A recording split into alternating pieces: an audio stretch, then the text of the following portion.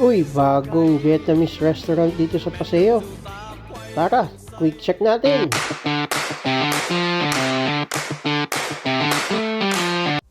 Alright, so we're here at Pho Saigon, the new Vietnamese restaurant here in Paseo de Santa Rosa. Rice meals lang ang in-order namin since nagmamadali kami. And ito nga ang in-order ko ay yung bo ne, which is a Vietnamese steak, eggs, and rice.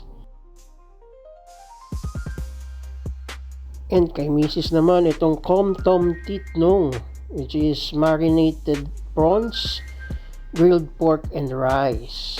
Ayan, mukhang masarap nga itong kay Mrs.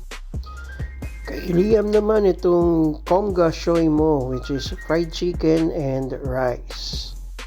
Overall, masarap naman lahat. We enjoyed our dining here. And we'll be back soon para matikman din namin yung pho nila, which is their specialty. So don't worry guys, babalik tayo dito definitely para matry out pa natin yung iba pang nasa menu nila. At syempre, hindi na kakalimutan ang restroom check. Yan, napakalaki, malinis yung restroom nila. At ito ang importante, may bidet. Ayan, testingin natin yung bidet. Pasado to. 5 out of 5.